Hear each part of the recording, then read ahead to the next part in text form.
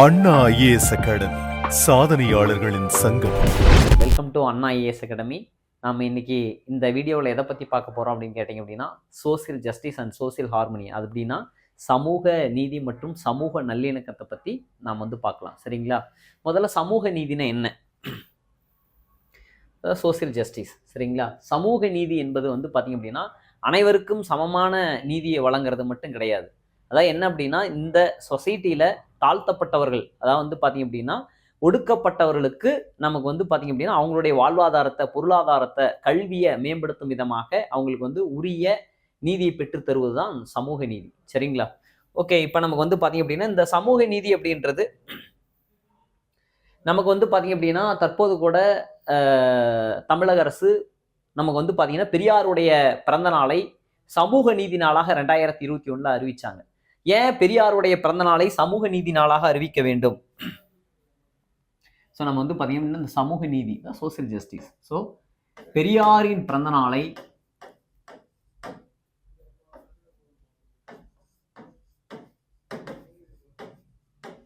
எப்போ பெரியார் பிறந்தாரு? பார்த்தீங்கன்னா செப்டம்பர் 17 இல்லையா? செப்டம்பர் 17 பிறந்தார். ஸோ 1879. ஸோ இந்த செப்டம்பர் 17ஆம் தேதியை நமக்கு பார்த்தீங்கன்னா சோசியல் ஜஸ்டிஸ் டே அப்படின்னு அறிவிச்சிருக்காங்க. சோசியல் ஜஸ்டிஸ் டே ஸோ எப்போ அறிவிக்கப்பட்டது? 2021 தற்போதைய திராவிட மாடல் அரசு அறிவிச்சாங்க. ஸோ அப்போ நமக்கு தெரியும் பெரியார் அவர்கள் எதற்காகலாம் போராடினார் அப்படின்ட்டு. அப்போ தாழ்த்தப்பட்டவர்கள் கோயிலுக்குள்ளே நுழையக்கூடாது அப்படின்றத நுழையணும்னு சொல்லி போராடினார். ஸோ சாதிக்காக போராடிய ஒரு தலைவர் தான் பெரியார் அவர்கள். பெண்களுக்காக போராடிய தலைவர் தான். ஸோ அப்போ இங்கே நாம் பார்க்குறப்ப அதே போல் நமக்கு இதே பெரியார் அவர்கள் தான் தொடக்கத்தில் நமக்கு பார்த்தீங்கன்னா 1919 இந்திய தேசிய காங்கிரஸில் உறுப்பினராக இருந்தார். பிறகு நமக்கு பார்த்தீங்கன்னா 1925 அவர் 23 தமிழ்நாடு காங்கிரஸினுடைய லீடராக இருக்கும் பொழுது, அதுக்கப்புறம் 24 திருவண்ணாமலை நடந்த இதே ஐஎன்சி மாநாட்டில் அவர் பார்த்தீங்கன்னா இந்த மாதிரி வகுப்பாத பிரதிநிதித்துவம் வழங்கப்பட வேண்டும் அப்படின்னு சொல்லி கேட்குறது, கம்யூனல் ரெப்ரசன்டேஷன் கொடுக்கணும்னு சொல்கிறாங்க. அதுக்கப்புறம் 1925 இதே நமக்கு பார்த்தீங்கன்னா காஞ்சிபுரத்தில் நடந்த ஐஎன்சி மாநாட்டில் 1925 சரிங்களா? ஸோ 1925 நடந்த ஐஎன்சி மாநாட்டில் நமக்கு பார்த்தீங்க அப்படின்னா அவர் கேட்குறாரு, பெரியார் அவர்கள் இந்த மாதிரி தாழ்த்தப்பட்டவர்களுக்கான பிரதிநிதித்துவம் வழங்கப்பட வேண்டும் அப்படின்னு கேட்குறாங்க. ஆனால் அது வழங்கப்படலை. ஸோ அதனால் பெரியார் அவர்கள் அங்கேருந்து வெளியேறி நமக்கு பார்த்தீங்கன்னா செல்ஃப் ரெஸ்பெக்ட் மூவ்மெண்ட் என்று சொல்லக்கூடிய சுயமரியாதை இயக்கத்தை பெரியார் அவர்கள் தொடங்குறாரு. ஸோ ஓகே, நம்ம பெரியார் பற்றி பின்னாடி நம்ம பார்க்கலாம். ஸோ அதனால தான் நமக்கு பார்த்தீங்கன்னா இப்படி பெரியார் தாழ்த்தப்பட்டவர்களுக்காக போராடிய ஒரு தலைவர். அம்பேத்கர் அப்படி தான், பின்னாடி நாம் பார்க்கலாம். ஸோ அப்போ அதனால தான் நம்ம தமிழக அரசு பெரியாருடைய பிறந்த நாளை சமூக நீதி நாளாக அறிவிச்சாங்க. அப்போ நமக்கு பார்த்தீங்க அப்படின்னா எதுலையெல்லாம் தாழ்த்தப்பட்டவர்களுக்கு முன்னுரிமை வழங்கப்பட வேண்டும், அரசு வேலை வாய்ப்பில் முன்னுரிமை வழங்கப்பட வேண்டும் அப்படின்றதெல்லாம் பார்த்தீங்க அப்படின்னா அதற்காக போராடிய தலைவர்கள், பல தலைவர்கள் போராடினாங்க இந்த சமூக நீதிக்காக. நம்ம பார்த்தீங்க அப்படின்னா இப்போ இந்த பெரியாருக்கு முன்னாடி இருந்தவர் யார் சார் அப்படின்னு பார்த்தீங்க அப்படின்னா நமக்கு அயோத்திதாச பண்டிதர் சொல்லலாம் இல்லையா? நம்ம பார்த்தீங்க அப்படின்னா தென்னிந்திய சமூக சீர்திருத்தத்தினுடைய தந்தை நாம் யாரை சொல்கிறோம்? அயோத்திதாச பண்டிதரை சொல்கிறோம். அப்பேற்பட்ட அயோத்திதாசர் அவர்கள் தாழ்த்தப்பட்டவர்களுக்காக போராடிய ஒரு தலைவர் தான். அவர் 1891 திராவிட மகாஜன சபை அப்படின்றத தொடங்கி எப்போ? 1891 இல்லையா? எதை தொடங்குறாரு? திராவிட மகாஜன சபை. திராவிட மகாஜன சபை அப்படின்னு தொடங்குறாரு. இந்த திராவிட மகாஜன சபையை தொடங்கி அதனுடைய முதல் மாநாட்டை நீலகிரியில கூட்டுறாரு. சரிங்களா? பின்னாடி நம்ம பார்ப்போம். நீலகிரியில கூட்டுறாரு. அப்படி நீலகிரியில கூட்டப்பட்டு தாழ்த்தப்பட்டவர்களுக்கான இடஒதுக்கீடு வழங்கப்பட வேண்டும் அப்படின்ற கோரிக்கையை அவர் பார்த்தீங்க அப்படின்னா கேட்கிறாரு. ஏன்னா பிரிட்டிஷ் கவர்மெண்ட் தான் ஆட்சி பண்றாங்க இல்லையா? ஸோ அதை சொல்றாரு. அப்ப அயோத்திதாச பண்டிதராகட்டும், ரெட்டைமலை சீனிவாசன் இல்லையா? நம்ம பார்த்தீங்க அப்படின்னா ரெட்டைமலை சீனிவாசன், அதனைத் தொடர்ந்து MC ராஜா, மயிலை சின்னத்தம்பி ராஜா, இப்படி பல தலைவர்கள் போராடி தான் இந்த சமூக நீதிக்காக போராடியவர்களை நம்ம குறிப்பிட்டு சொல்லக்கூடியதான் நம்ம பெரியார் அவர்களை சொல்றோம். சரிங்களா? ஸோ அப்ப தாழ்த்தப்பட்டவர்களுக்காக பிரதிநிதித்துவம் வழங்கப்பட வேண்டும், அங்கீகாரம் வழங்கப்பட வேண்டும், வேலை வாய்ப்புகளில் முன்னுரிமை வழங்கப்பட வேண்டும், இதுதான் சமூக நீதி அப்படின்றத நாம் பார்க்கிறோம். சரிங்களா? ஓகே, இந்த சமூக நீதி அதான் பார்த்தீங்க அப்படின்னா இதை நம்ம இந்த சமூக நீதியில தான் ரிசர்வேஷன் அப்படின்ற டாபிக், இடஒதுக்கீடு அப்படின்னு பார்க்க போறோம். அப்ப reservation in India and reservation இன் தமிழ்நாடு, இந்தியாவில் இடஒதுக்கீடு மற்றும் தமிழ்நாட்டில் இடஒதுக்கீடு அப்படின்ற டாபிக்கும் நம்ம இதுலயே நம்ம பார்க்க போறோம். ஸோ முதல்ல அதற்கு முன்னாடி இது சமூக நீதி அப்படின்ற பத்தி சில பொதுவான பாயிண்ட்களை நம்ம பார்க்குறோம். சரிங்களா? Okay right. ஸோ ஸோ பார்த்தீங்கன்னா இது தெரியும். அப்ப சமூக உரிமைகளை பிரித்தெடுக்க முயலும் போது அதை தடுக்கும் போது சமூக பகை முரண்கள் உருவாகின்றன. அதான் சொல்றாங்க, அந்த அதற்கான உரிமைகளை தடுக்கிறப்ப. ஸோ நம்ம வந்து சமூக படிநிலை பாருங்க, மேல் கீழ் அப்படின்ற இப்ப இந்த 4 வர்ணாசிரம அமைப்பு நம்ம வந்து பாத்தீங்கன்னா அந்தனர், சத்திரியர், வைசியர், சமுத்திரர், வந்து பாத்தீங்க அப்படின்னா சூத்திரர். நமக்கு வந்து இது வந்து பாத்தீங்க அப்படின்னா இதிகாச காலங்கள்லயே இருக்கு வர்ணாசிரமம் அப்படின்றது. அப்ப பிராமணர்கள் தான் இந்த சமூகத்தினுடைய உயர்ந்த நிலையில் இருக்கிறார்கள். அப்ப நமக்கு வந்து பாத்தீங்க அப்படின்னா தலைப்பகுதியில் வந்து பிராமணர்களும், நமக்கு வந்து பாத்தீங்க அப்படின்னா மாறுபகுதி என்றால் சத்திரியர்கள் அப்படின்னும், இடைப்பகுதி வயிற்றுப்பகுதி வந்து பாத்தீங்க அப்படின்னா வைசியர்கள் என்றும், கால் பகுதி என்றால் சூத்திரர்களும். அப்ப உயர்ந்த இடத்துல யாருக்கு அப்படின்னா பிராமணர்கள் இருக்காங்க. அப்ப கீழ்நிலையில் யார் இருக்காங்க அப்படின்னா சூத்திரர்கள் இருக்காங்க. அதாவது தாழ்த்தப்பட்டவர்கள், ஒடுக்கப்பட்டவர்கள் இருக்காங்க. ஸோ அப்ப நமக்கு வந்து பாத்தீங்க அப்படின்னா இதுதான் அப்ப அந்த வர்ணாசிரமன்றது அப்பயே இருந்திருக்கு இல்லையா? ஓகே. அப்ப பிறப்பின் அடிப்படையில் அந்த இடர்பாடை நீக்கி சமூக நீதியை பெற்றுத்தரது தான் சமூக நீதி அப்படின்னு நம்ம வந்து சொல்றாங்க. அப்ப இந்த சமூக நீதியை நம்ம வந்து 3ஆ பிரிக்கலாம். இதை தான் வந்து சமூகம் சார்ந்த, பொருளாதாரம் சார்ந்த, அரசியல் சார்ந்த அப்படின்றது 3ஆக பிரிக்கலாம்.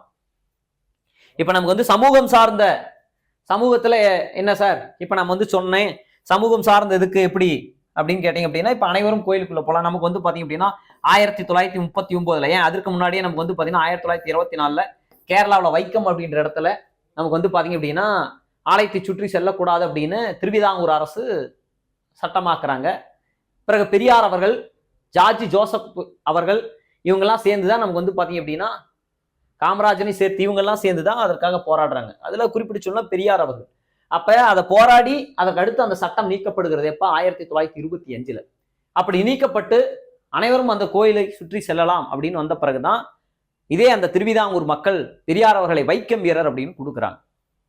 அப்ப நாம இந்த சமூக நீதியில பெரியாரை விட்டுட்டெல்லாம் வந்து இந்த டாபிக்கை கொண்டு போக முடியாது இல்லையா? ஸோ அப்ப பெரியார் எந்த அளவுக்கு இம்பார்ட்டன்ட் அப்படின்றதான் பாக்குறோம். அப்ப இதுதான் சமூகம். அப்ப அதுதான் 1939 மதுரை மீனாட்சி அம்மன் கோவில்ல இல்லையா?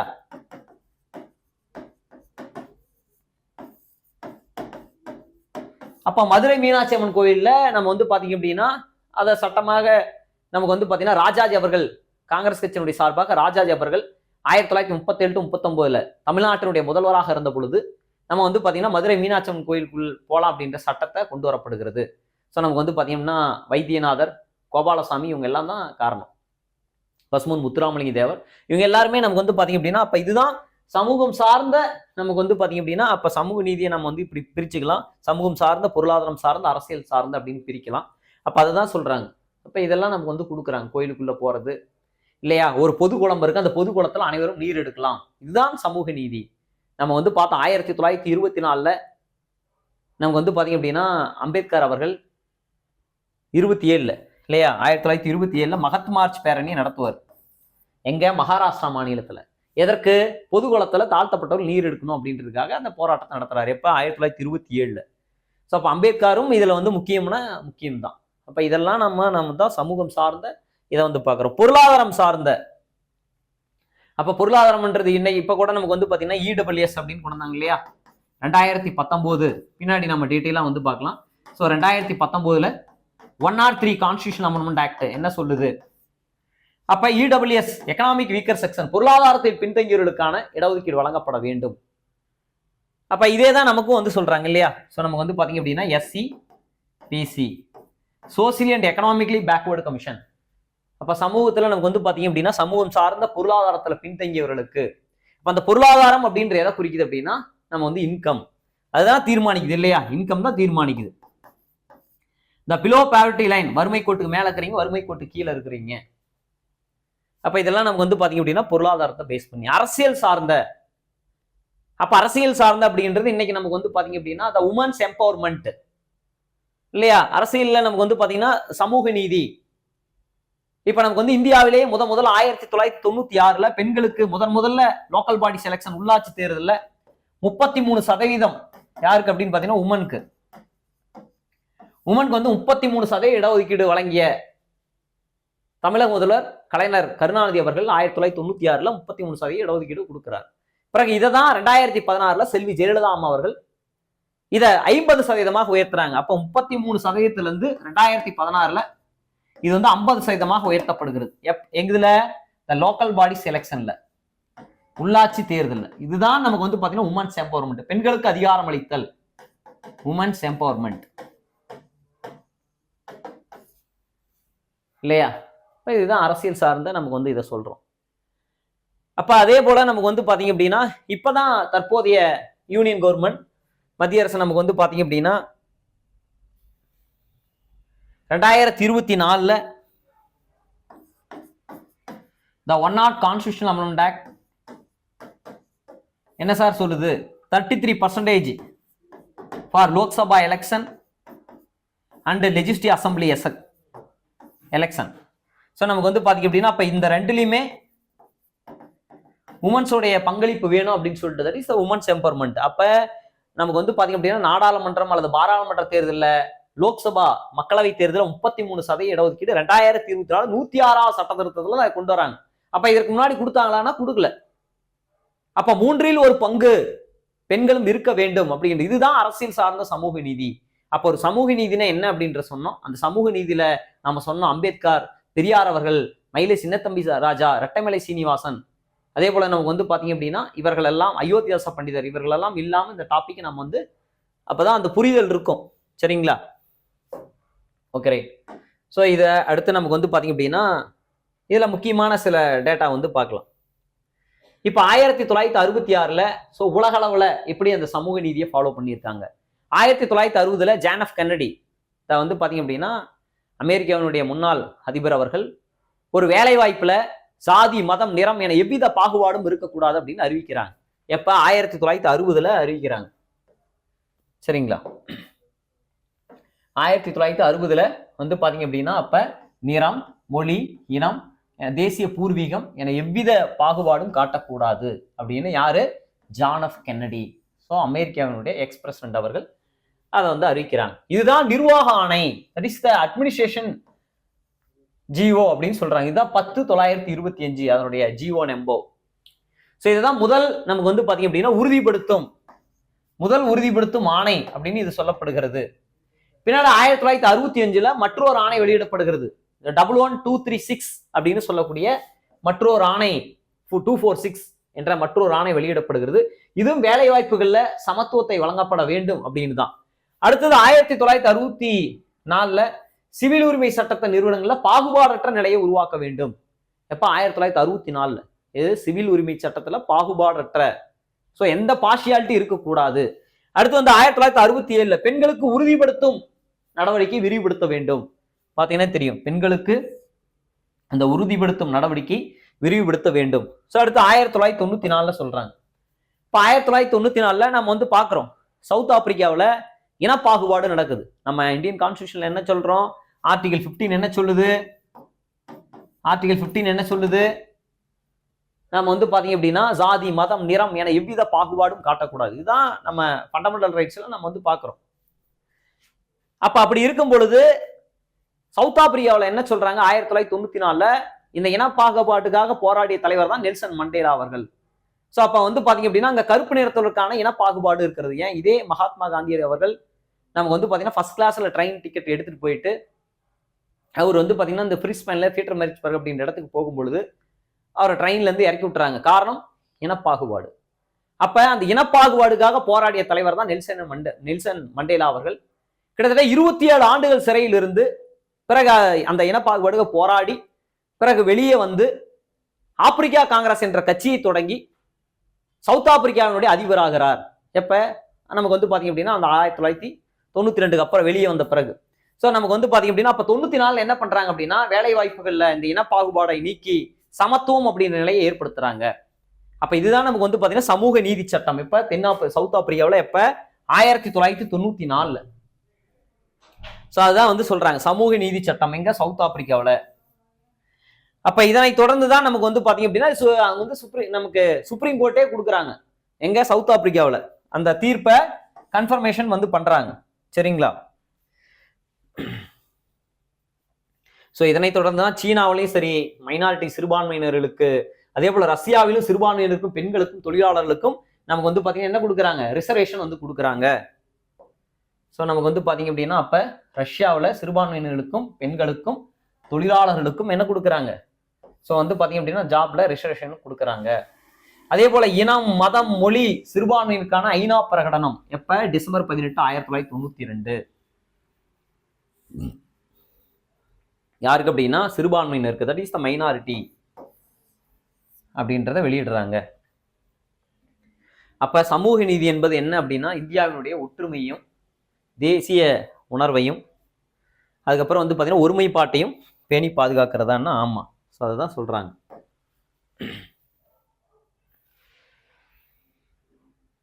ஸோ அடுத்து நமக்கு வந்து பார்த்தீங்க அப்படின்னா ஜான் ரால்சனுடைய நீதி கோட்பாடு.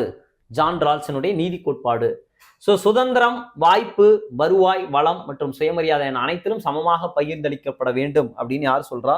ஜான் ரால்ஸ் சொல்றாரு. சரிங்களா? ஸோ அவருடைய நமக்கு வந்து பார்த்தீங்க அப்படின்னா ஜான் ரால்சனுடைய சிறந்த படைப்புகள் தான் இது எல்லாமே. நீதி கோட்பாடு, நேர்மையான நீதி, அரசியல் தாராளவியல், மக்கள் சட்டம். ஸோ இதெல்லாம் அவருடைய கோட்பாடாக இருக்குது. நான் முன்னாடியே சொன்ன பெரியாருடைய பிறந்தநாள சமூக நீதி நாளாக அறிவிச்சாங்க அப்படின்னு சொல்லிட்டு. ஸோ இதனை தொடர்ந்து கிரேக்க தத்துவவாதி பிளேட்டோ அவர் என்ன சொல்றாரு அப்படின்னு பாத்தீங்க அப்படின்னா தனது மாணவர்களோடு நடந்த கான்வர்சேஷன்ல சமூக நீதியை பின்பற்றப்பட வேண்டும் அப்படின்னு யார் சொல்றா? பிளேட்டோ வந்து சொல்றாரு. நம்ம வந்து பார்த்துருப்போம் இல்லையா? ஸோ பிளேட்டோ, அரிஸ்டாட்டில், சாக்ரட்டிஸ் இதெல்லாம் படிச்சிருப்போம் இல்லையா? ஸோ அதுல நமக்கு வந்து பாத்தீங்க அப்படின்னா சொல்றாங்க. ஸோ அடுத்து நமக்கு வந்து பாத்தீங்க அப்படின்னா சாக்ரட்டிஸ் சொல்றாரு. அப்ப நமக்கு வந்து நியாயமான நீதி என்பது, ஒரு நியாயமான நீதி என்பது சமூகத்தில் உள்ள அனைத்து மக்களுக்கும் பொருந்தும் அப்படின்னு சொன்னவர் யார் அப்படின்னா சாக்ரட்டிஸ். ஸோ நமக்கு வந்து பார்த்தீங்கன்னா நியாயமான நீதி என்பது சமூகத்தில் உள்ள அனைத்து மக்களுக்கும் பொருந்தும் என சொன்னவர் யார் அப்படின்னா சாக்ரட்டிஸ். ஸோ அப்ப இங்க பிளேட்டோ என்ன சொன்னாரு? சரியா? அதே போல சமூக நீதியினுடைய 5 கோட்பாடுகள், 5 பிரின்சிபிள்ஸ் ஆஃப் சோசியல் ஜஸ்டிஸ் எது எது சொல்றாங்க? ஸோ நமக்கு வந்து பார்த்தீங்க அப்படின்னா சம பங்கு, ஈக்விட்டி இருக்கணும், பார்ட்டிசிபேஷன் பங்கேற்பு இருக்கணும், பார்ட்டிசிபேஷன் அதாவது பங்கேற்பு, பன்முகத்தன்மை. அந்த பன்முகத்தன்மை அப்ப சம பங்கு இருக்கணும், பங்கேற்பு இருக்கணும், பன்முகத்தன்மை. பன்முகத்தன்மைன்னு என்ன? இதான் நம்ம டைவர்சிட்டி அப்படின்னு நம்ம வந்து சொல்றோம். ஸோ நமக்கு வந்து பார்த்தீங்க அப்படின்னா இந்தியாவில் பல பன்முகத்தன்மை இருக்கு. மொழிசார் பன்முகத்தன்மை, இனசார்ந்த பன்முகத்தன்மை, மதம் சார்ந்த பன்முகத்தன்மை, இப்படி எல்லாம் இருக்கிறது. ஆனா இந்தியா வேற்றுமையில் ஒற்றுமை கொண்ட நாடு அப்படின்னு நம்ம வந்து பார்க்குறோம் இல்லையா? ஸோ வந்து பார்த்தீங்கன்னா பல்வேறு மொழிகள் பேசப்படுறோம். அதனாலதான் அகத்தியலிங்கம் வந்து பல்வேறு மொழிகளினுடைய காட்சி சாலை அப்படின்னு சொல்றாரு. இந்தியாவில் பல்வேறு இனங்கள் இருக்கும். ஆரியர்கள், அல்பைன்கள், நீக்ரோக்கள், திராவிடர்கள் அப்படின்னு வாணிப ரீதியாக வந்திருக்கலாம் அல்லது படையெடுப்புக்காக வந்திருக்கலாம். அதனாலதான் அது இனங்களின் அது மொழிகளின் காட்சி சாலை என சொன்னவர் சாகத்தியலிங்கம், இனங்களின் அருங்காட்சியகம் என சொன்னவர் V.S. ஸ்மித். அப்படி இந்தியா வந்து பார்த்தீங்கன்னா ஒரு வேற்றுமையில் ஒற்றுமை கொண்ட நாடு. ஸோ அப்ப இந்தியாவில் பன்முகத்தன்மை அதான் நம்ம சொல்றோம். அப்ப சமூக அடுத்து நமக்கு வந்து பாத்தீங்க அப்படின்னா இதுதான் அதெல்லாமே கொடுத்துருங்க. அடுத்து நமக்கு வந்து அப்போ ஒரு சமூக நீதினா என்ன அப்படின்றது எவ்வளவு நேரம் நம்ம வந்து பார்த்தோம். அடுத்தது சோசியல், இந்த மனித உரிமைகள், இதுதான் சமூக நீதியினுடைய 5 கோட்பாடுகள். சரிங்களா? ஸோ எது எதுன்னு பார்த்தீங்க அப்படின்னா சம பங்கு, வளங்களுக்கான அணுகல், ஸோ அடுத்து பங்கேற்பு, பன்முகத்தன்மை, மனித உரிமைகள், that is the human rights இல்லையா? ஹியூமன் ரைட்ஸ் ஆக்ட் நமக்கு வந்து பார்த்தீங்கன்னா 1993 டிசம்பர் டர்ன் இல்லையா? December 10. Okay, human rights day. Okay right. நம்ம அடுத்தது சோசியல் ஹார்மனி, சமூக நல்லிணக்கம். எது சார் சமூக நல்லிணக்கம்? இப்போ நான் சொன்னேன் இல்லையா, சமூக நல்லிணக்கம் என்பது இந்தியா ஒரு வேற்றுமை ஒற்றுமை கொண்ட நாடு. ஏன்னா இந்தியாவில் பல்வேறு மொழிகள் வந்து பேசப்படுது. 1300க்கும் மேற்பட்ட மொழிகள் பேசப்படுகிறது இந்தியாவில். 1300க்கும் மேற்பட்ட மொழிகள் பேசப்படுகிறது. அதனால இதை நாம் வந்து பார்த்தீங்க அப்படின்னா மொழிகளின் காட்சி சாலை என்ன சொன்னவர் சாகத்தியலிங்கம். இந்தியாவில் பல்வேறு இனங்கள் இருக்கு, அது இனங்களின் அருங்காட்சியகம் என சொன்னவர் V.S. ஸ்மித். அப்ப நமக்கு வந்து பார்த்தீங்க அப்படின்னா இதெல்லாம் இந்தியாவில் நான் முன்னாடியே சொன்னேன், பல்வேறு பன்முகத்தன்மை இருக்கிறது, மொழிசார், மதம் சார்ந்த. அப்ப இதெல்லாம் வந்து பார்த்தீங்க அப்படின்னா இனம் சார்ந்த பன்முகத்தன்மை எல்லாம் இருக்கிறது. அதுதான் வேற்றுமையில் ஒற்றுமை. இதை தான் டிஸ்கவரி ஆஃப் இந்தியா அப்படின்ற ஜவஹர்லால் நேரு அவர்கள் சொல்லியிருக்காரு இல்லையா? ஸோ அப்போ நமக்கு வந்து பார்த்தீங்க அப்படின்னா இந்தியாவுடைய பன்முகத்தன்மை, இதை சமூக நல்லிணக்கம் அப்படின்றத நம்ம வந்து சொல்றோம். இப்போ வந்து பார்த்தீங்கன்னா அரசியலமைப்பு, பாதுகாப்பு, கல்வி, இதுல என்னென்ன நமக்கு வந்து பார்த்தீங்க அப்படின்னா இந்த சமூக நல்லிணத்தில் இருக்கக்கூடிய சவால்கள் என்னென்ன இருக்கிறது பார்த்தீங்கன்னா வகுப்புவாதம், இந்த கம்யூனலிசம். அடுத்து வந்து பார்த்தீங்க அப்படின்னா சமத்துவமின்மை, இந்த இன்இக்வாலிட்டி. அடுத்து நமக்கு வந்து பாத்தீங்கன்னா அரசியல் சூழ்நிலைகள். இதை பேஸ் பண்ணி தான் நமக்கு வந்து பாத்தீங்க அப்படின்னா, அதாவது national foundation for communal harmony, அதாவது வந்து சமூக நல்லிணக்கம். அப்ப இந்த சமூக நல்லிணக்கம் அப்படின்றது என்ன அப்படின்னு கேட்டீங்க அப்படின்னா, அப்ப மதங்கள் இருக்கு, பல்வேறு மொழிகள் இருக்கு, பல்வேறு இனங்கள் இருக்கிறோம். அப்ப இந்தியா வேற்றுமையில கொண்ட ஒற்றுமை கொண்ட நாடு அப்படின்னு சொன்னேன். ஸோ நமக்கு வந்து பாத்தீங்கன்னா இந்தியா ஒரு மதசார்பற்ற நாடு இல்லையா? நம்ம கான்ஸ்டியூஷனை படிக்கிறோம் இல்லையா? இந்தியா வந்து ஒரு மதசார்பற்ற நாடு. அப்போ மதத்தை சார்ந்த நாடுகள் இருக்கிறதா அப்படின்னா இருக்கிறது. பாகிஸ்தான் எடுத்துக்கோ, பங்களாதேஷ் எடுத்துக்கோ இல்லையா? ஸோ நம்ம வந்து பாத்தீங்க அப்படின்னா அப்ப இதெல்லாம் மதத்தை சார்ந்த நாடுகள். அப்ப இந்தியா ஒரு மதசார்பற்ற நாடு. இந்தியாவில் வந்து 70% மேல ஹிந்துக்கள் இருந்தாலும் மைனாரிட்டிஸும் இருக்காங்க. ஹிந்துஸ், கிறிஸ்டின்ஸ் இல்லையா, சீக்கியர்ஸ் எல்லாருமே இருக்காங்க. ஆனாலும் இந்தியா வந்து பார்த்தீங்கன்னா ஒரு மதசார்பற்ற நாடு இல்லையா? இதுதான் நம்ம வந்து கான்ஸ்டியூஷன்லையும் நம்ம வந்து படிக்கிறோம். ஸோ வந்து அடுத்து நமக்கு வந்து பார்த்தீங்க அப்படின்னா இந்த சவால்கள் அப்படின்றது வந்து பார்த்தீங்க அப்படின்னா நமக்கு வந்து இந்த மாதிரி பிரிவினைவாதம், மதத்தால பிரிவினைவாதம் ஏற்பட்டக்கூடாது. மதத்தாலேயோ, மொழியினாலேயோ, நிறத்தாலேயோ இந்த மாதிரி எவ்வித பிரிவினைவாதம் ஏற்பட்டக்கூடாது அப்படின்றத சொல்றாங்க. இதுதான் சமூக நல்லிணக்கம். சமூகத்தோடு இணக்கத்தோடு வாழ்றது தாங்க. ரொம்ப சிம்பிள். அதை புரிந்து கொண்டால் போதுமானது. ஸோ நமக்கு வந்து தேசிய வகுப்புவாத நல்லிணக்க அறக்கட்டளை, இதை தான் நான் இங்கிலீஷ்ல இங்கே எழுதி போட்டிருக்கேன். So national foundation for communal ஹார்மனின்றது எப்போ ஆரம்பிச்சாங்க அப்படின்னு கேட்டிங்கன்னா 1992 ஆரம்பிச்சாங்க. ஸோ நோக்கம் என்ன, இது எதுக்கான அப்படின்னு கேட்டிங்க அப்படின்னா, அப்போ வகுப்புவாத, சாதி, இன, பயங்கரவாத வன்முறையால் பாதிக்கப்பட்ட குழந்தைகளுக்கு மறுவாழ்வு அளிப்பது. எது? தேசிய வகுப்புவாத நல்லிணக்க அறக்கட்டளை எப்போ 1992 ஏற்படுத்தப்பட்டது. அப்ப நமக்கு வந்து பாத்தீங்க அப்படின்னா இதெல்லாம் என்னென்ன இந்த மாதிரி வகுப்புவாதம் நடந்திருக்கிறது இல்லையா, என்னென்னலாம் நடந்திருக்கிறது அப்படின்றதான் இது. ஸோ 1970 பஞ்சாப்ல வகுப்புவாதம். ஏன் நம்ம தமிழ்நாட்டிலேயே 1998 கோயம்புத்தூர்ல நடந்திருக்கு இல்லையா? எப்ப? கோயம்புத்தூர்ல நடந்திருக்கு தமிழ்நாட்டில். ஸோ 1984 சீக்கியர்களுக்கு எதிரான கலவரங்கள் நம்ம தெரியும், இந்திரா காந்தி இறந்த பிறகு. ஸோ 92 பாபர் மசூதி, இதெல்லாமே வந்து பார்த்தீங்க அப்படின்னா நமக்கு வந்து வகுப்புவாதம் நடந்திருக்கு இல்லையா? வகுப்பானா மதம் சார்ந்த இதெல்லாம் நடந்திருக்கிறது. இந்த மாதிரிலாம் ஏற்படக்கூடாது அப்படின்றது தான். Okay right. ஸோ நமக்கு வந்து பார்த்தீங்க அப்படின்னா யாருடைய பிறந்த நாளை சமூக நல்லிணக்கமாக கொண்டாடப்படுகிறது அப்படின்னு கேட்டிங்கன்னா ஆகஸ்ட் 20 ராஜீவ் காந்தியினுடைய பிறந்த நாளை தான். இதை தான் சத்பவனா திவாஸ் அப்படின்னு சொல்லுவாங்க. சத்பவனா திவாஸ், சரிங்களா? சத்பவனா திவாஸ் அப்படின்றது ராஜீவ் காந்தியினுடைய பிறந்த நாளை நமக்கு வந்து பார்த்தீங்க அப்படின்னா சமூக நல்லிணக்க நாளாக கொண்டாடப்படுகிறது. ஏன் சார் சமூக நல்லிணக்க நாளாக கொண்டாடப்பட வேண்டும்? நமக்கு வந்து பார்த்தீங்க அப்படின்னா ராஜீவ்காந்தி பிறந்த நாளாக இருக்கும் பொழுது இலங்கையில் இந்த மாதிரி அந்த பிரச்சனை நடக்குது. ஸோ என்ன பிரச்சனை நடக்குது? அப்போ இவர் வந்து பார்த்தீங்கன்னா நம்ம ப்ரொடெக்ஷன் கொடுக்கணும்னு வந்து அனுப்புகிறோம். அதில் சில பேர் வந்து பார்த்தீங்க அப்படின்னா இங்கே தமிழ்நாட்டில் ராஜீவ்காந்தி வந்திருக்கும் பொழுது ஸ்ரீபெரும்புதூர் அப்படின்ற இடத்துல மனித வெடிகுண்டு மூலமாக இறந்துடுறாங்க. அப்போ நமக்கு வந்து இலங்கையில் அந்த மாதிரி நடந்தாலுமே கூட ஒரு தேசிய உணர்வோடு அந்த பிரச்சனையை கையாண்டு விதமாக அது தவறுதலாக போய் இனப்படுகொலையாக செய்யப்படுகிறது. அது அதாவது அங்கே இது நடந்துட்டு இருக்கிறதுனால அதை பாதுகாக்கும் விதமாக ராஜீவ்காந்தி அவர்கள் இங்கேருந்து ப்ரொடெக்ஷன் கொடுக்குறாங்க. பட் அது வந்து பார்த்தீங்கன்னா தவறுதலாக போய் இங்கே வந்து மனித வெடிகுண்டு கட்டி வந்து நம்ம வந்து ராஜீவ்காந்தி இறந்து போயிடுறாரு இல்லையா? ஸோ அப்போ நமக்கு வந்து பார்த்தீங்க அப்படின்னா அப்போ சமூகம் சார்ந்து ஒரு நல்லிணக்கம் ஏற்பட வேண்டும் அப்படின்றதுக்காக தான் இதை பண்ணாங்க. ஸோ அதனால தான் அவருடைய பிறந்தநாளை ஆகஸ்ட் 20 சத்பவனா தினாஸ் அப்படின்றது அறிவிச்சிருக்காங்க. சரிங்களா? அப்போ சமூக நீதினா என்னன்றதை பார்த்தோம். அதே போல் நமக்கு வந்து பார்த்தீங்க அப்படின்னா சமூக நல்லிணக்கம்னா என்ன அப்படின்றது வந்து பார்த்தோம். சரிங்களா?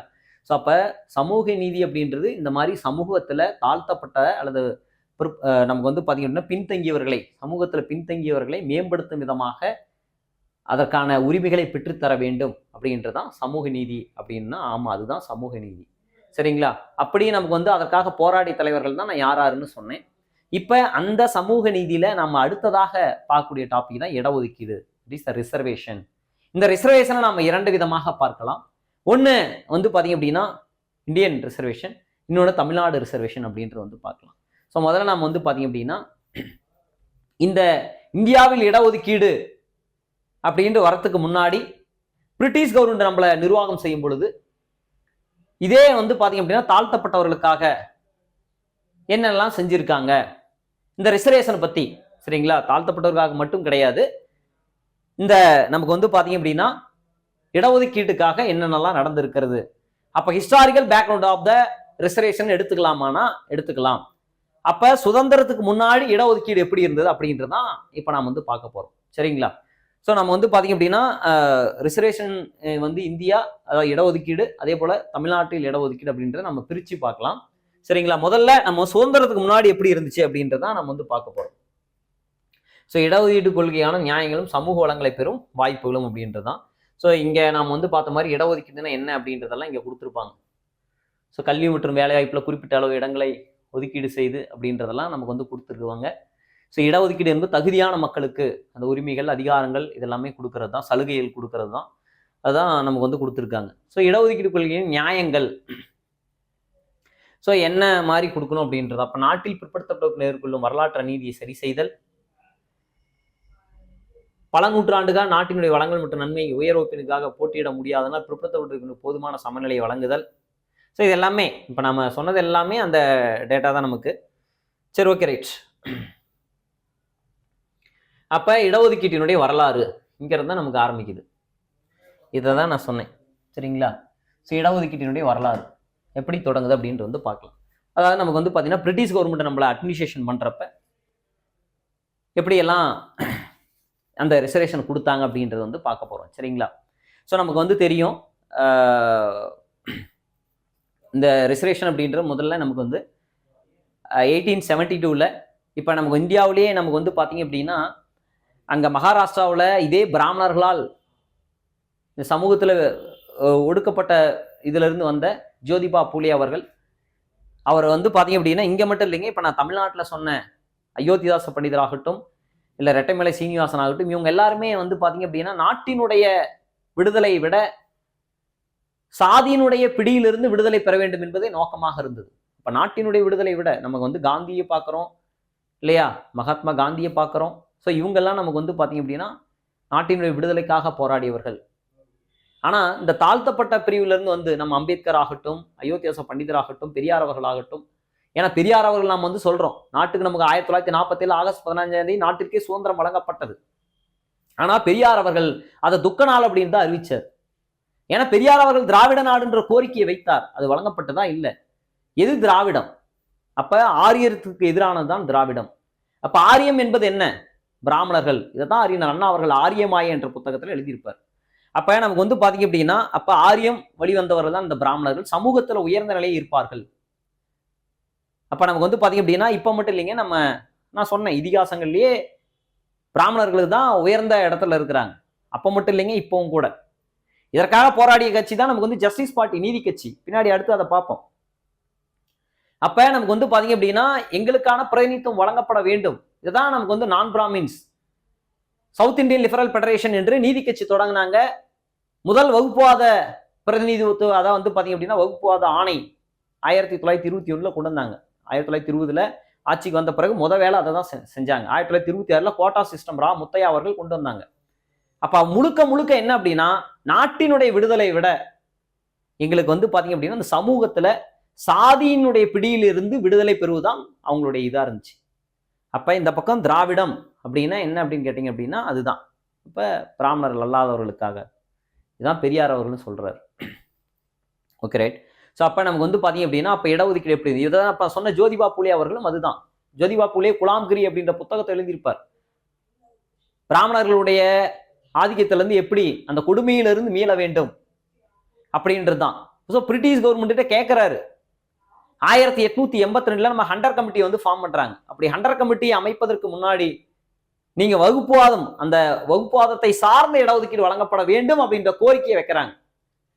அதுதான் நம்ம வந்து இங்க பாத்தீங்கன்னா உங்களுக்கு தெரியும் 1872 ஜோதிரா பூலே அவர்கள் குலாம்கிரி அப்படின்ற நூல்ல புத்தகத்துல பிராமணத்தினுடைய கொடுங்கோல் மற்றும் சுரண்டலிருந்து ஒடுக்கப்பட்ட சாதியினை விடுப்பதே அவசியம் என்ற சொல்றாரு. அது மட்டுமா பாருங்க 1882 ஸோ நமக்கு வந்து பாத்தீங்க அப்படின்னா சொன்ன இல்லையா ஹண்டர் கமிட்டி இல்லையா, நமக்கு வந்து பாத்தீங்கன்னா 1854 சார்லஸ் வுட்ஸ் இது கமிட்டி ஃபார்ம் பண்ணியிருப்பாங்க எஜுகேஷன். அப்ப அதனை தொடர்ந்து வரக்கூடியது அந்த ஹண்டர் கமிட்டி. இந்த 1882 அப்ப ஜோதிபா பூலே என்ன சொல்றாரு அப்படின்னு பாத்தீங்க அப்படின்னா, அந்த ஹண்டர் கமிட்டிகிட்ட கேட்கிறாரு. எப்படி கேட்கிறாரு? வகுப்புவாதம் சார்ந்த இடஒதுக்கீடு வழங்கப்பட வேண்டும் அப்படின்ற கோரிக்கையை வைக்கிறாரு. எப்ப 82ல பாருங்க.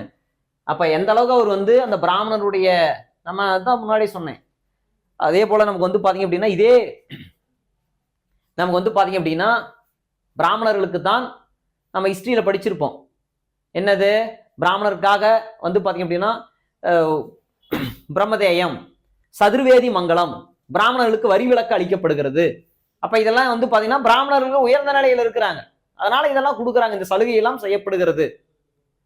அப்ப அதுதான் அவர் சொல்றாரு இல்லையா? சோ அடுத்து நமக்கு வந்து பாத்தீங்க அப்படின்னா சாதி பேதமற்ற திராவிட மகாஜன சபை பாருங்க, நான் சொன்னேன் இல்லையா? சோ வந்து பாத்தீங்க அப்படின்னா 1890-91 ஆரம்பிக்கிறார். யார் அப்படின்னா அயோத்திதாச பண்டிதர். நான் சொன்னேன் இல்லையா, நீலகிரியில முதல் மாநாட்டை கூட்டி அதுல அரச பணிகள்ல யாருக்கு? ஒடுக்கப்பட்டவர்களுக்கு இடஒதுக்கீடு வழங்கப்பட வேண்டும் நீலகிரியில கூட்டுறாரு. நான் சொன்ன அயோத்திதாச பண்டிதர் திராவிட மகாஜன சபை தொடங்குறாரு. பின்னாடி இதை தான் நமக்கு வந்து ரெட்டமலை சீனிவாசன் அவர்கள் 1893 நமக்கு வந்து பாத்தீங்கன்னா ஆதி திராவிட மகாஜன சபை அப்படின்றது தொடங்குறாரு. சரிங்களா? எல்லாம் ஒடுக்கப்பட்டவருக்காக போராடியவர் தான். நம்ம முன்னாடியே பார்த்தோம். நம்ம ரெட்டைமலை சீனிவாசனை பத்தி சொல்லணும்னா, ஸ்கூல்ல அவர் படிக்கிறப்ப வந்து பாத்தீங்க அப்படின்னா ஸ்கூல் திறக்கிறதுக்கு வந்து 1/2 hour முன்னாடி போயிடணும். ஸ்கூல் முடிஞ்ச பிறகு எல்லாரும் போனதுக்கு அப்புறம் தான் போவாராம். காரணம், தாழ்த்தப்பட்டவர். ஏன் அம்பேத்கர் அவர்கள் இதே மகாராஷ்டிராவில் வந்து பாத்தீங்க அப்படின்னா சாக்கு எடுத்துட்டு போய் தான் கீழே போய் தான் உட்காருவாராம். ஸோ அப்ப அவர்களுக்கெல்லாம் நாட்டினுடைய விடுதலை ஒரு பக்கம் இருந்தாலும் கூட இந்த சமூகத்துல நமக்கு வந்து பாத்தீங்க அப்படின்னா அந்த தாழ்த்தப்பட்டவர்களுக்காக போராடிய அதிலிருந்து விடுதலை பெறுவதுதான் உண்மையான விடுதலையாக கருதினார்கள். சரிங்களா? அப்ப நமக்கு வந்து பாத்தீங்க அப்படின்னா அடுத்ததாக 1909 நமக்கு வந்து பாத்தீங்கன்னா மிண்டோ மார்லி எப்ப 1909 மிண்டோ மார்லி ரிஃபார்ம்ஸ் 1909 கொண்டு வராங்க. இது முழுக்க முழுக்க என்ன அப்படின்னா ரிசர்வேஷன் ஃபார் த முஸ்லிம்ஸ். அப்ப முஸ்லீம் லீக் வந்து பாத்தீங்க அப்படின்னா நம்ம 1906 ஆரம்பிக்கிறாங்க இல்லையா? 1906 the formation of the Muslim League ஆரம்பிக்கிறாங்க.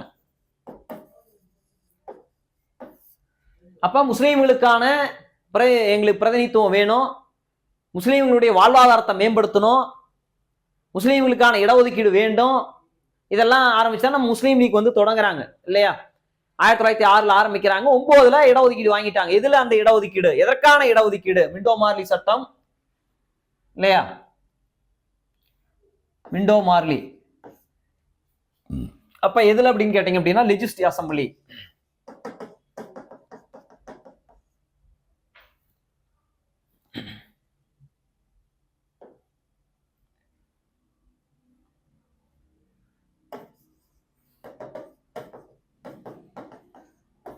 சட்டமன்ற நமக்கு வந்து பாத்தீங்க அப்படின்னா பிரதிநிதித்துவம் வழங்கப்பட வேண்டும் அப்படின்னு சொல்றாங்க.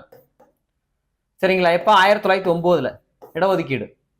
சரிங்களா? யாருக்கு அப்படின்னு கேட்டீங்க அப்படின்னா மைனாரிட்டி சொல்லக்கூடிய முஸ்லீம்ஸுக்கு தான் அதை வந்து கொடுக்குறாங்க. அதனால the father of communal representation அப்படின்னு யார சொல்றாங்க அப்படின்னா வகுப்புவாத பிரதிநிதித்துவனுடைய தந்தை அப்படின்னா மிண்டோவை சொல்றாங்க. ஏன்னா அவரு தான் கொடுக்குறாரு. 1909 மிண்டோ மார்லி சட்டத்துல அதுதான் சொல்லப்படுகிறது. சரிங்களா? Okay right. அடுத்தது மாண்டேக் சேம்ஸ்போர்டு சீர்திருத்தம் எப்ப சார்? 1919 மாண்டேக் சேம்ஸ்போர்டு. இதுல என்ன சொல்றாங்க? நம்ம அங்க வந்து 1909 மிண்டோ மார்லில முஸ்லீம்களுக்கு இடஒதுக்கீட பார்த்தோம். 1919 மாண்டேக் சேம்ஸ்போர்டுல நமக்கு வந்து பாத்தீங்க அப்படின்னா அப்ப மைனாரிட்டி சொல்லக்கூடிய சீக்கியர்கள், கிறிஸ்துவர்கள் இல்லையா, கிறிஸ்டியன்ஸ், சீக்கியர்ஸ், ஆங்கிலோ இந்தியன், ஸோ இவங்களுக்கு எல்லாம் ரிசர்வேஷன் கொடுக்குறாங்க. அது மட்டும் கிடையாது, நம்ம வந்து பாத்தீங்க அப்படின்னா இந்தியாவில் தமிழ்நாட்டில் நம்ம வந்து பாத்தீங்க அப்படின்னா நீதி கட்சி ஆட்சி அமைக்கிறதுக்கு காரணமும் இந்த மிண்டோ மார்லி சீர்திருத்தம் தான். 1919 என்ன சொல்றாங்க? சட்டம் என்ன சொல்லுது? நமக்கு வந்து பாத்தீங்க அப்படின்னா த ஸ்பாட்வேஷன் ஆஃப் த அதாவது பிரிட்டிஷ் கவர்மெண்ட்ல இந்தியனுடைய பங்களிப்பும் வந்து வேணும். அதை வந்து பாத்தீங்க அப்படின்னா இந்தியாவும் அரசியல்ல பங்கேற்கணும் அப்படின்ட்டு தான் சொல்லுது. 1919 மாண்டேக் சேம்ஸ்போர்டுல என்ன சொல்றாங்க அப்படின்னா பிரிட்டிஷ் இந்தியாவுல இந்தியர்களுக்கும் அரசியல்ல என்ன கொடுக்குறாங்க, ஆப்பர்ச்சுனிட்டி கொடுக்குறாங்க, வாய்ப்பு கொடுக்குறாங்க, அரசியலில் பங்கேற்க வேண்டும் அப்படின்றத கொடுக்குறாங்க. ஆனா நமக்கு வந்து பாத்தீங்க அப்படின்னா காங்கிரஸ் 1885 ஆரம்பிக்கப்பட்ட இந்திய தேசிய காங்கிரஸ் இதை அக்செப்ட் பண்ணாங்களா? கிடையாது. ஏன் சார் கேட்டீங்கன்னா 1920 நான் கோஆபரேஷன் மூவ்மெண்ட் கொண்டு வரப்படுகிறது. அப்போ ஒத்துழையாமை இயக்கம் தான் ஏற்படுத்துறாங்க. ஒத்துழையாமை இயக்கம் என்ன சொல்லுது, எங்களுக்கு வந்து பாத்தீங்க அப்படின்னா கல்வி வேண்டாம், பதவி பட்டங்கள் வேண்டாம், அப்ப நீதிமன்றத்தை புறக்கணிக்க வேண்டும், சட்டசபையை புறக்கணிக்க, இதெல்லாம் சொல்றாங்க. அப்ப அதனால 85 ஆரம்பிக்கப்பட்ட இந்திய தேசிய காங்கிரஸ் அவங்க வந்து பாத்தீங்க அப்படின்னா அந்த எலெக்ஷன்ல பார்ட்டிசிபேஷன் பண்ணல. ஆனா 1914 ஆரம்பிக்கப்பட்ட ஜஸ்டிஸ் பார்ட்டி அந்த வாய்ப்பை சரியாக பயன்படுத்தி தாழ்த்தப்பட்டவர்களுக்காக, அதாவது வந்து பாத்தீங்கன்னா நான் பிராமின்ஸ், பிராமணர் அல்லாதவர்களுக்கான வகுப்புவாத பிரதிநிதித்துவம் வேண்டும், அந்த வகுப்புவாத அரசாணை ஜியோவும் வெளியிடுறாங்க. எப்ப நம்ம வந்து சுப்ராயிலும் முதல்வராக இருந்த பொழுது, அப்ப 1921 அந்த கம்யூனல் ரெஃபரன்ஸ் ஜியோவை டிக்ளேர் பண்றாங்க. Okay right. அப்ப இது நம்ம ஜஸ்டிஸ் பார்ட்டி தமிழ்நாட்டில் ரிசர்வேஷன் நடத்துறப்ப நம்ம வந்து பார்க்கலாம். அப்ப இதுதான் நம்ம வந்து பாத்தீங்க அப்படின்னா இந்தியாவில் எலெக்ஷன்ல பார்ட்டிசிபேஷன் முக்கியமான ஒரு இது. இப்ப நம்ம ரிசர்வேஷனும் 1919 அதுதான் சொல்லுது. இன்னொன்னு டைஆர்சி கொண்டு வந்திருப்பாங்க இல்லையா, இரட்டையாட்சி முறை அப்படின்றது கொண்டு வந்திருப்பாங்க. That is a reserve list and transfer list. ஒதுக்கப்பட்ட துறை, மாற்றப்பட்ட துறை, இதையும் காங்கிரஸ் அக்செப்ட் பண்ணல. ஆனா ஜஸ்டிஸ் பார்ட்டி தான் அக்செப்ட் பண்ணி தமக்கான உரிமைகள் வேண்டும் அப்படின்னு சொல்லி அதை பண்ணாங்க. சரி ரைட். அடுத்து அம்பேத்கர் அவர்கள் வந்து சொல்றாங்க, நமக்கு வந்து பாத்தீங்க அப்படின்னா இப்ப 1909 மிண்டோ மார்லி, 19 மாண்டே செம்ஸ்ஃபோர்டு, அப்படியே எடுத்துக்கோங்க ரவுண்ட் டேபிள் கான்ஃபரன்ஸ். ஸோ அப்போ 1900 நமக்கு வந்து பாத்தீங்கன்னா 30, 31, 32 என்னது ரவுண்ட் டேபிள் கான்ஃபரன்ஸ்.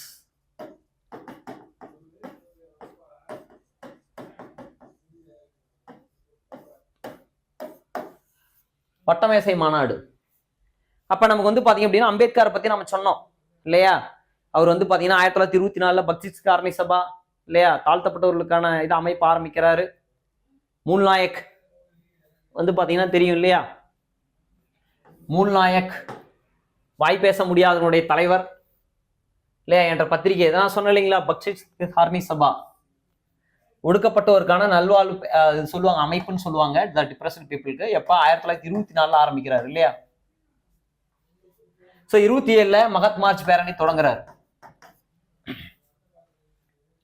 அப்ப இவர் சொல்றாரு இல்லையா, ரவுண்ட் டேபிள் கான்ஃபரன்ஸ்ல சொல்றாரு, நான் சொன்ன அம்பேத்கரை பத்தி, அரை வயிற்று கஞ்சிக்கே அல்லப்படும் ஊமைகளுடைய உறுப்பினராய் நான் இருந்து பேசுகிறேன். ஏன்னா அவங்களால பேச முடியல. அப்ப அம்பேத்கர் அவர்கள் பேசுறாரு இல்லையா. இப்ப 1931 நம்ம காந்தி வைஸ் பார்ட்டிசிபேஷன் பண்றாரு. ஏன்னு கேட்டீங்க அப்படின்னா நமக்கு அதே 1931 தான் காந்தி இர்வினுடைய அக்ரிமெண்ட் நடந்திருக்கும் இல்லையா. 1931 மகாத்மா காந்திக்கும் இர்வினுக்கும் என்ன நடந்திருக்கும், ஒப்பந்தம் நடந்திருக்கும். அதன் அடிப்படையில சால்ட்டு சத்தியாகிரக வித்ட்ரா பண்ணிட்டு அதுல கைது பண்ணவங்களை எல்லாம் ரிலீஸ் பண்ணிருங்க, ரவுண்ட் டேபிள் கான்ஃபரன்ஸ்ல பார்ட்டிசிபேஷன் பண்ணுங்க அப்படின்னு இன்வைட் பண்ணி கூட்டிட்டு போறாங்க. அப்படி காந்தி போய் பார்ட்டிசிபேஷன் பண்றாரு. ஆனா அவரு ஏதாவது டொமினியன் கொடுப்பாங்க, இந்தியா விடுதலை பத்தி பேசுவாங்க, அதெல்லாம் எதுவுமே இல்லை.